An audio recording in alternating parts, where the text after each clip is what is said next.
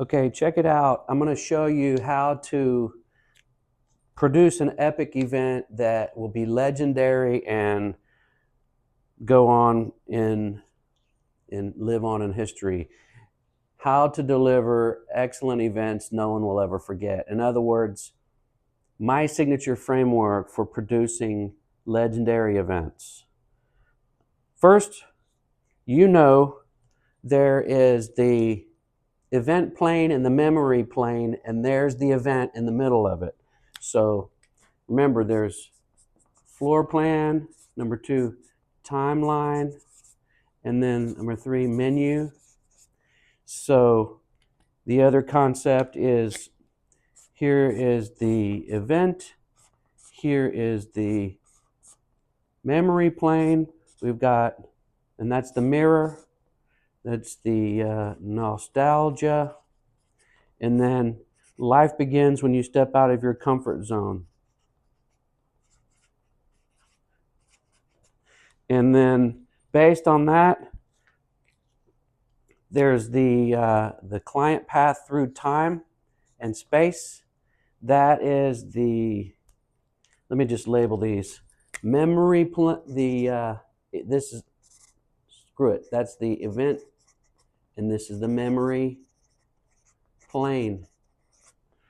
All right, so now having said that, floor plan, timeline, and menu contribute to a legendary event. I'm going to show you how.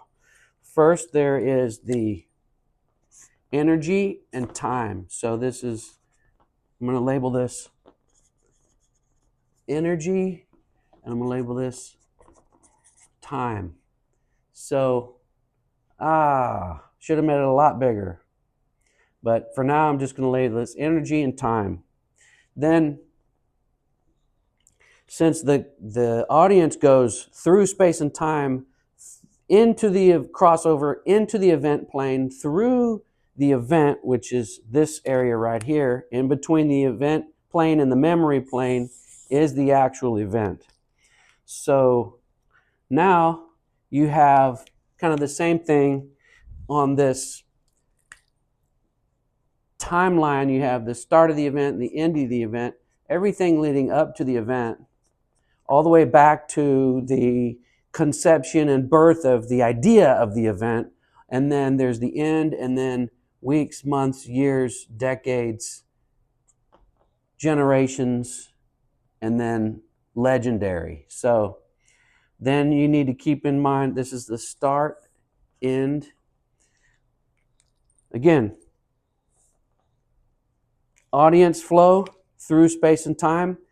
This is where they enter this way. So step out of your comfort zone. This is going to be new sensory. So new sensory is when the audience comes through the event. I'm going to draw that in a second. They'll come through the new sensory into the event plane and into the actual event. So there is a problem because, let me just show this other dimension. I always forget. There's another dimension, and it's we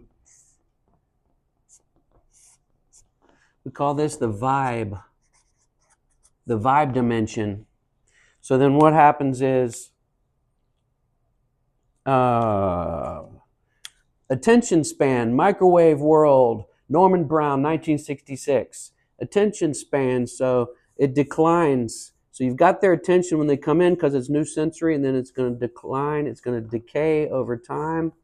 And so you want to do anything you can to prevent the decay or the audience attention. You'd use attention interrupters and attention disruptors, like anything, but the one I like is the open loop or the cliffhanger concept.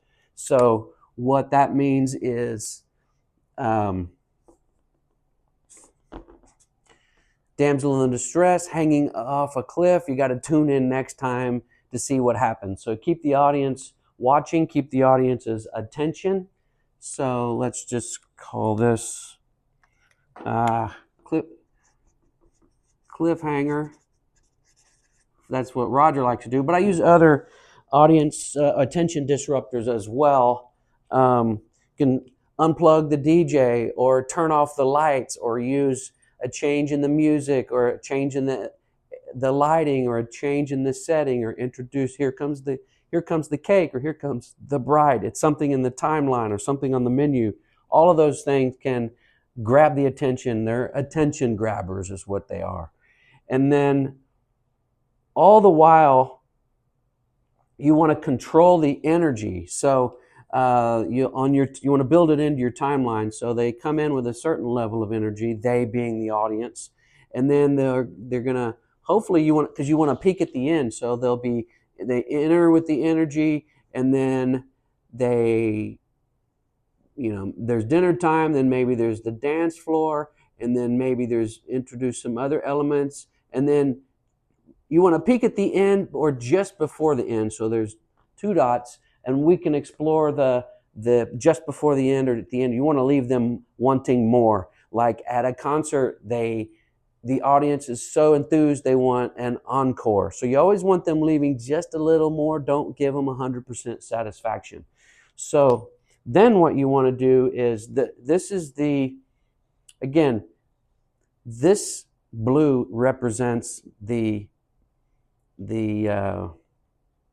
path of the audience or of the attendees. So what you want to do is it's got to be memorable. It won't be legendary if it's not memorable. So the way to do that is after the exit, the next day there is there's the lost and found, and they've got to go pick up their car because they didn't want to drink and drive or whatever it is. Then they have a clear memory of the event. But the way memory works is memory begins to decay. So you have this it's kind of a, I don't know, it's kind of a slope. It's the memory slope. So this is after the event over time. And so after the event, that is the memory slope. And all the while, the reason there's a memory slope is because there's additional noise in life that starts to decay the memory of your event. So what happens is at the same time, there's more and more noise, other life events that happen. So from that point, you have this noise that's happening. Let me use this color. And the noise is what's causing, I don't know, I want to use which color am I going to use? The noise. This is the noise. And that is not audible noise, but it's memory noise. Let me do it in red. I wanted to do red. So that's the noise that decays the memory slope. So what you're going to do is you're going to have mechanisms or instruments to serve as reminders to lift and remind. So these are, you're going to have weeks, months, years. So lift and remind, it could be some kind of phone call from you to the guest, or a letter, or a remembrance, a postcard, something. So you want to time that. You'll have along the way, you're going to have memory boosters to slow the decay of the memory of your event. So to the extent that you have these memory boosters, it can change the slope of the memory slope, change the angle of the memory slope. So now what happens is, this is the flow of the audience from the beginning of when the event was conceived and born all the way through the event into the future. So that is the basic premise. Now, the secret is when you're planning the event, what you're going to do is you're going to start backwards. What do you want them to remember? How do you want them to feel? And you actually start backwards, and you go through the memory slope and memory noise, back through the exit, and back through the vibe plane, and into the event space, time and space, back through the new sensory, all the way back to the conception and birth of the event. So you plan the event in reverse.